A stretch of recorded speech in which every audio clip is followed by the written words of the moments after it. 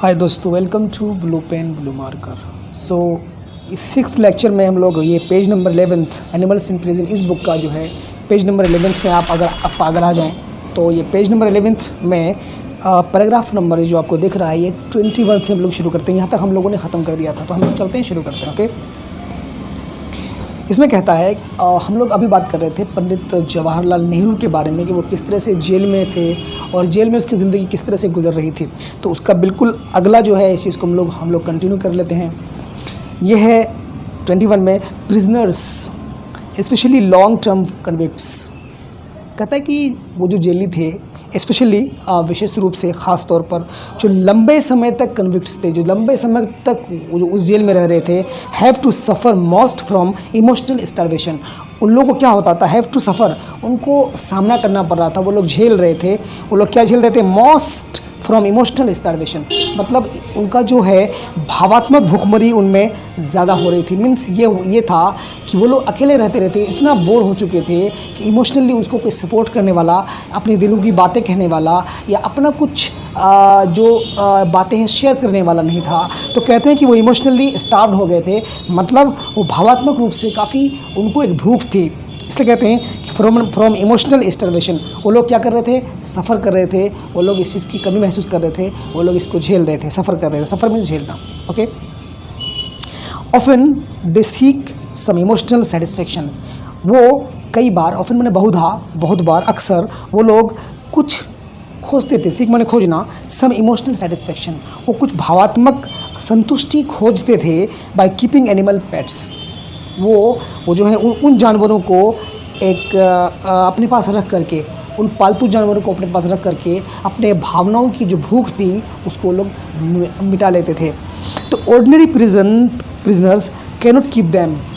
कहते हैं कि जो मामूली जो साधारण कैदी थे, प्रिजनर्स थे, वो उनको नहीं रख सकते थे। किसको, पेट्स को। अपने साथ किसी पेट्स को रखना, पेट का मतलब होता है किसी पालतू जानवर को रखना, उनके लिए अलाउड नहीं था। But the convict overseers have a little more freedom and the jail staff usually does not object. लेकिन कहता है कि वो जो कन्विक्ट ओवरसीयर्स थे, कन्विक्ट माने होता है कैदी जो वहाँ थे, ओवरसीयर्स माने जेल में जो ओवरसीयर के रूप में जो कैदी थे, have a little more freedom, उनको थोड़ा ज़्यादा उनको आज़ादी थी। And jail staff usually does not object, और जेल के जो स्टाफ थे वो जनरली आम तौर पर उसका एतराज़ नहीं करते थे, उनका कोई प्रोटेस्ट नहीं करते थे।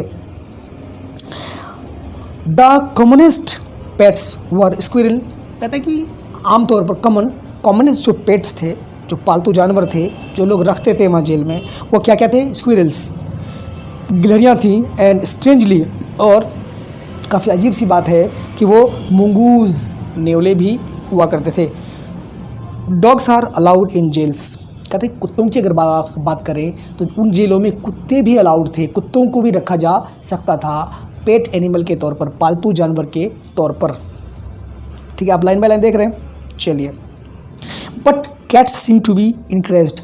लेकिन कैट्स जो थे, बिल्लियाँ जो थीं, सीम टू बी इंकरेज्ड, मतलब उनको रखना इंकरेज किया जाता था। मतलब उसको अगर कोई रखता था तो उसकी लोग सराहना करते थे कि कैट रखने से अच्छी चीज़ है। गिलहरियों को, नेवलों को या कुत्तों को रखने से बेहतर समझा जाता था कि लोग बिल्लियाँ पेट्स के रूप में जेल में रखें। A little kitten made friends with me once. Nehru ji कह रहे हैं कि एक छोटा सा बिल्ली का जो बच्चा था वो मेड फ्रेंड्स विद मी, मेरे साथ उसकी दोस्ती हो गई एक बार, वंस मन एक बार। Clear. It belong to a jail official. ये जो बिल्ली का बच्चा था एक जेल के किसी अधिकारी का था, किसी ऑफिशियल का था। And when he was transferred, और जब उस अधिकारी का ट्रांसफ़र हो गया, वो वहाँ से चला गया, he took it away with him, और वो उस बिल्ली के बच्चे को भी अपने साथ ले गया। आई मिस्ड इट, और फिर मैं उसको काफ़ी मिस करता था, मुझे उस बिल्ली के बच्चे की बहुत याद आती थी। Although dogs are not allowed, यद्यपि अगरचे कुत्ते जेल में अलाउड नहीं थे, कुत्तों को रखना जेल में उसकी परमिशन नहीं थी। I got tied up with some dogs, लेकिन मुझे कुछ कुत्तों के साथ दोस्ती हो गई। Get tie, got tied of मतलब मैं बंध गया, मीन्स मेरी दोस्ती हो गई उनके साथ। एक्सीडेंटली इन देहरादून, है ना, एक्सीडेंटली अचानक जब हम देहरादून जेल में थे। कौन कह रहे हैं? नेहरू जी।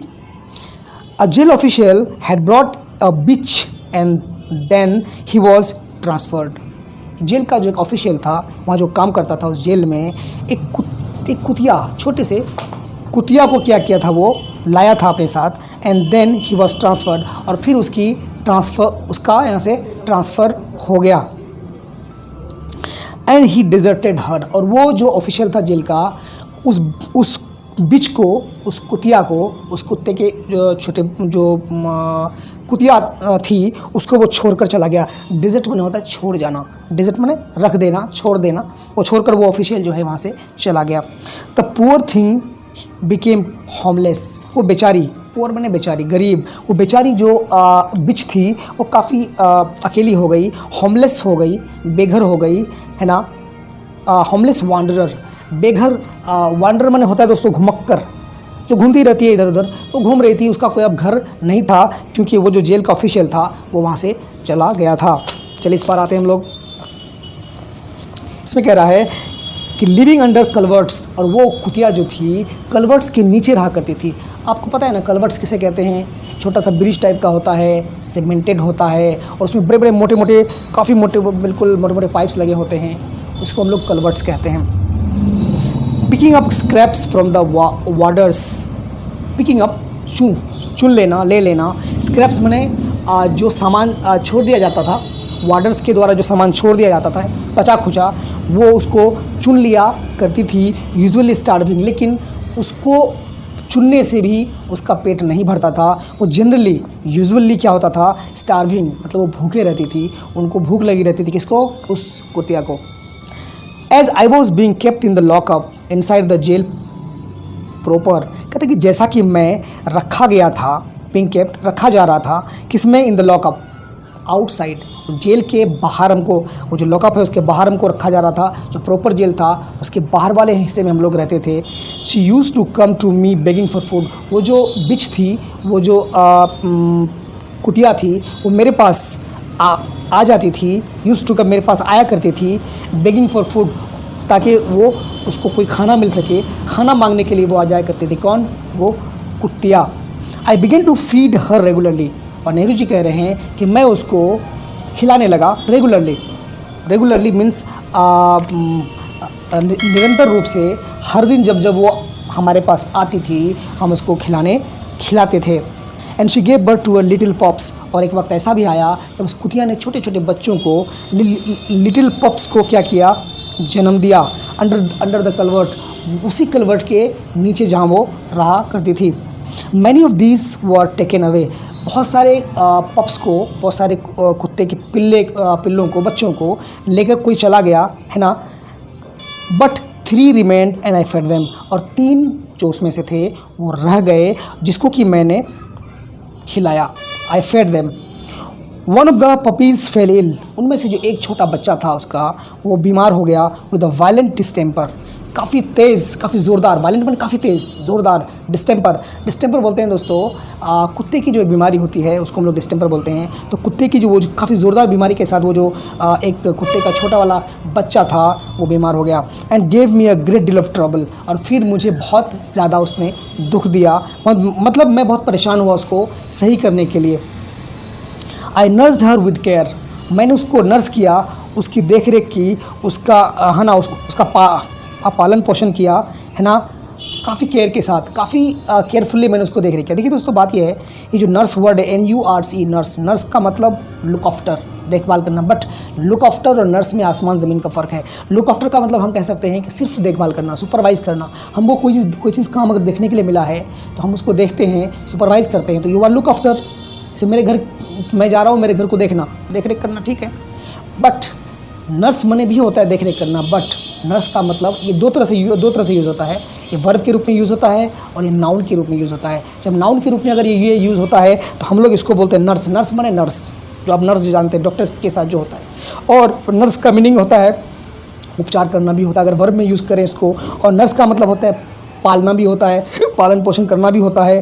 और अगर नाउन में बात करें तो इसका मतलब होता है दाई होता है। दाई आप समझते हैं, इसको हम लोग आया कहते हैं और हिंदी में धात्री भी हम लोग इसको बोलते हैं।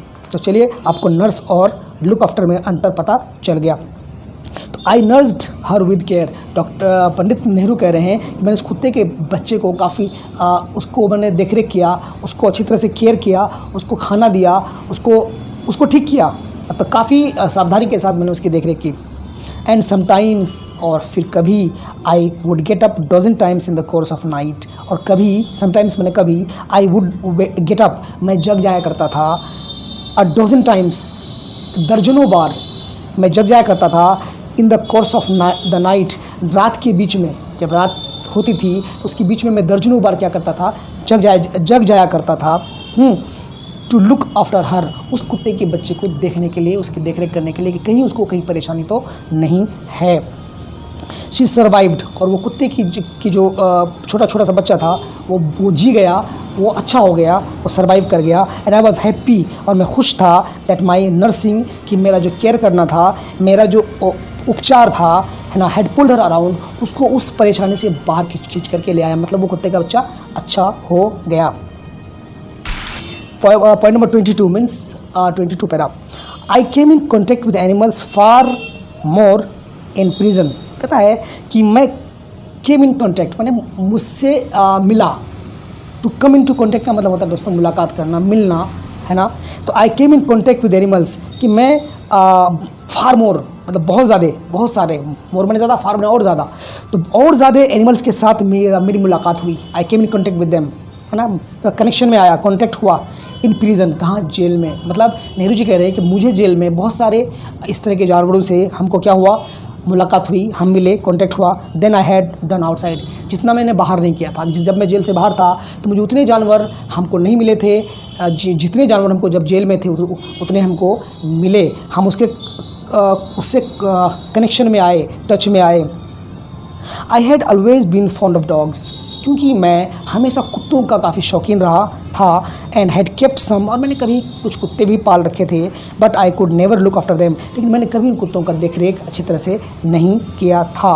Properly as other matters claimed my attention. Properly, अच्छी तरह से, ख़ास रूप से, एज, क्योंकि, अदर मैटर्स, दूसरी बातें, दूसरे काम, क्लेम्ड माई अटेंशन, मेरे ध्यान को क्लेम कर लेती थी, अपनी तरफ खींच लेती थी। कौन कह रहे, नेहरू जी कह रहे, जब मैं बाहर था तो उतने जानवरों के साथ मेरा कनेक्शन नहीं हुआ, क्योंकि हालांकि मैं जानवरों का शौकीन था, लेकिन इतना कनेक्शन नहीं हो पाया, क्योंकि मेरा ध्यान जो है और बातों की तरफ खिंच जाया करता था। Indians do not as a rule, कहता है कि भारत के लोग, भारतीय अक्सर अगर देखा जाए, डू नॉट, वो, है ना, अप्रूव नहीं करते, लिखा हुआ अप्रूव।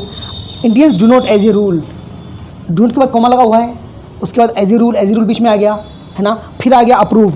तो इंडियंस डू नॉट अप्रूव हम लोग पढ़ेंगे, एज ए रूल भी पढ़ेंगे, एज ए रूल बीच में आ गया। इसकी ये बता रहा है कि कोई ऐसा नियम के तहत Indians do not as a rule approve, मतलब अगर कोई नियम अगर देखा जाए, अगर हम एक प्रचलन को देखें, एक चलन को देखें, तो भारतीय लोग डू नॉट अप्रूव, वो लोग मान्यता नहीं देते हैं ऑफ एनिमल्स, जानवरों को, एज हाउस होल्ड पेट्स। वो घरेलू, उसको पालतू बनाने के लिए उसको अप्रूव नहीं करते हैं। कोई कुत्ता पालना या बिल्ली पालना या कुछ गिलहरी पालना, ये मुश्किल से ही भारतीयों में देखा जाता है। ये कौन कह रहे हैं, ये नेहरू जी कह रहे हैं। इट इज़ रिमार्केबल, काफ़ी ध्यान देने योग्य है, that in spite of their general philosophy, कहता कि उनकी जनरल फिलोसॉफी के बावजूद, उनका जो सामान्य जो दर्शन है उसके बावजूद, है ना, of non violence to animals. कौन सा दर्शन है, कौन सी फिलोसॉफी है? फिलोसॉफी है अहिंसा की फिलोसॉफी, है ना, ऑफ नॉन वायलेंस में अहिंसा, टू एनिमल्स, जानवर पर अहिंसा, मतलब जानवरों के ऊपर कोई जुल्म नहीं। ये इसकी फिलोसॉफी है भारतीयों की, भारत के लोगों की। उसके बावजूद भी जनरली वो लोग एनिमल्स को नहीं रखते हैं। They are often singularly careless, बहुत बार तो ऐसा देखा जाता है, दे आर ऑफन मैंने बहुधा, कई बार, सिंगुलरली केयरलेस, अकेले रूप से, सिंगल रूप से वो केयरलेस हो जाते हैं, वो केयर नहीं करते हैं, वो ध्यान नहीं देते हैं। एंड अनकाइंड टू देम, और वो जानवरों के लिए निर्दयी हो जाते हैं, वो दयालु नहीं होते हैं। इवन द काउ, कहते हैं अगर हम गाय की भी बात करें, काऊ की बात करें, द फेवर्ड एनिमल, जो कि काफ़ी फेवर्ड एनिमल है, इसको लोग काफ़ी फेवर करते हैं, काफ़ी उसका काफ़ी मानते हैं, है ना, दो looked up to and almost worshipped by many Hindus. कहते हैं कि अगरचे इसको अच्छी तरह से लुक अप मैंने देखा जाता है बढ़िया नज़र से, एंड ऑलमोस्ट वर्शिप्ड, और इस गाय को करीब करीब पूजा जाता है, है ना, पूजा जाता है बाय मैनी हिंदूज़। कहता है बहुत सारे हिंदुओं के द्वारा इस गाय को पूजा जाता है। एंड ऑफन, और कई बार तो गाय become the cause of riots, दंगों का कारण बन जाता है। बहुत बार हिंदू मुस्लिम के साथ गाय को लेकर के बहुत बार दंगा भी हो जाता है। कौन कहते हैं? Pandit Jawaharlal Nehru. Is not treated kindly, उस गाय को भी काइंडली दया के साथ ट्रीट नहीं किया जाता है, उसके साथ दया नहीं दिखाया जाता है। Worship and kindness do not always go together. कहते हैं कि पूजा और दया ये दोनों चीज़ें एक साथ टुगेदर कभी नहीं चलती हैं, कभी नहीं जाती हैं। पूजा ज़रूर करते हैं गाय की, लेकिन उसके लिए दया उसके दिल में नहीं होता है। चलिए दोस्तों, हम लोग 23 के बारे में बात कर लेते हैं। Different countries have adopted different animals. कहते हैं कि भिन्न भिन्न जो देश हैं उन देशों ने अपना रखा है, अडॉप्ट कर रखा है डिफरेंट एनिमल्स, भिन्न भिन्न जानवरों को as symbols of their ambition और कैरेक्टर। वो है ना, भिन्न भिन्न जानवरों को अपना रखा है एज सिंबल, एक सिंबल के रूप में, एक प्रतीक के रूप में, ऑफ देयर एम्बिशन, उनके अभिलाषा, और कैरेक्टर, एम्बिशन मीन्स अभिलाषा, हौसला, एंड कैरेक्टर मीन्स उसको हम बोलेंगे चरित्र या किरदार। तो कहते हैं कि अपने चरित्र और अभिलाषा के घना उनके सिंबल के रूप में भिन्न भिन्न देशों में भिन्न भिन्न जानवरों को मान्यता दे रखी है। जैसे हमारे यहाँ मोर है, हम लोग राष्ट्रीय पक्षी को मोर कहते हैं, तो हमने एक तरह का एक मान्यता दे रखी है मोर को। ठीक है ना, ठीक है ना, okay. The eagle of the United states of America, अगर यूएसए की बात करें तो वहाँ का जो ईगल है, ईगल मीन्स बाज जो है वो, एंड ऑफ जर्मनी, और जर्मनी का भी। The lion and bulldog of England, England का लायन शेर और बुलडॉग कुत्ता। The fighting cock of France, और फ्रांस का लड़ता हुआ मुर्गा cock. The bear of old Russia, और पुराने रशिया का, रूस का कौन? भालू। How far do these pattern animals mould national character. अब ये सवाल करता है कि किस हद तक, हाउ फार, किस हद तक, है ना, these pattern animals, pattern animal बोलते हैं दोस्तों वैसे एनिमल्स जो किसी राष्ट्र या नेशन का के इसका प्रतीक होता है ना। अब बोलते हैं ना प्राइड ऑफ नेशन, हमारे राष्ट्र का गर्व होता है। इसे हम लोग जो राष्ट्रीय पक्षी हमारा मोर है, हम लोग उसको गर्व से लेते हैं, इसी को हम लोग बोलते हैं पैटर्न एनिमल्स, और हर देश का अलग अलग होता है। ठीक है ना। तो how far do these pattern animals, कहता है कि कितना ये जो पैटर्न एनिमल्स हैं जिनको भिन्न भिन्न देशों में भिन्न भिन्न तरीक़ों से उनको माना जाता है, कितना मोल्ड कर पाते हैं, कितना ढाल पाते हैं नेशनल कैरेक्टर को। नेशनल कैरेक्टर का मतलब होता है दोस्तों कि राष्ट्रीय जो कैरेक्टर है, मतलब हमारा देश है, तो हमारे देश के कैरेक्टर को कितना ये जो मोर है किस तरह से दिखा पाता है। तो वही सवाल कर रहे हैं कि how far do these pattern animals mould national character, मतलब कितना उसका नेशन का जो कैरेक्टर उसके साथ झलकता है। Most of them are aggressive, उसमें कहते हैं कि बहुत सारे उसमें से जो जानवर हैं बहुत सारे एग्रेसिव हैं, मतलब आक्रामक हैं। फाइटिंग एनिमल्स, लड़ने वाले जानवर हैं। बीस्ट ऑफ, है ना, प्रे, जंगली जानवरों की, जंगली जानवर हैं जो शिकार करते हैं। It is not surprising that the people who grow up, ये कोई सरप्राइजिंग वाली बात नहीं है, ये कोई मतलब बिल्कुल आश्चर्य वाली बात नहीं है ना। That people who grow up, कि लोग जो बड़े हो जाते हैं, ग्रो अप हो जाते हैं, विद दीज एग्जाम्पल्स, इन उदाहरणों को देखते हुए, बिफोर देम, उनके सामने, अपने सामने इन एग्जाम्पल्स को देखते हुए, जब वो जो लोग बड़े हो जाते हैं, हम लोग बचपन से देखते हैं फिर बड़े हो जाते हैं ऐसे जानवरों को, शुड मोल्ड देमसेल्व्स कॉन्शियसली, अपने आप को मोल्ड करना चाहिए, ढालना चाहिए। मोल्ड मीन्स ढालना चाहिए, कॉन्शियसली, काफ़ी सचेत होकर के, आफ्टर देम, है ना, उनको देख करके। एंड स्ट्राइक अप, और स्ट्राइक अप होता है दोस्तों टेक अप, लेना। And strike up aggressive attitudes, और उसके जो एग्रेसिव, जो आक्रामक जो एटीट्यूड्स है, धारणा है ना, उसको समझना चाहिए। एंड रोर, और जो गरजता है वो, एंड प्रे ऑन अदर्स, और वो जो दूसरों पर झपट्टा मारता है तो दूसरों का शिकार करता है। तो ये काफ़ी सोच समझ करके किसी भी व्यक्ति को ये जो है कॉन्शियसली, सचेत होकर के क्या करना चाहिए, है ना। कहाँ चला गया? And the people who grow up with these examples before them should mold themselves consciously after them, and take up aggressive attitudes, roar, prey on others. मतलब इन जानवरों से सीखना चाहिए कि वो किस तरह से रोर करते हैं, किस तरह से वो चिंघाड़ते हैं, किस तरह से वो क्या करते हैं, दूसरों का शिकार करते हैं। क्योंकि अगर ये जानवर अगर किसी राष्ट्र का अगर गर्व होगा, गौरव होगा, प्राइड होगा, तो लोग इससे तो यही पता लगाएंगे ना, इससे तो इसी चीज़ को सीखेंगे। नॉट इट इज़ सरप्राइजिंग, ना ही ये ज़्यादा अचंभा करने वाली बात है that the Hindu should be mild, है ना, कि हिंदू जो लोग हैं वो माइल्ड होना चाहिए, नरम होना चाहिए, दयावान होना चाहिए, एंड नॉन वायलेंट और अहिंसक होना चाहिए।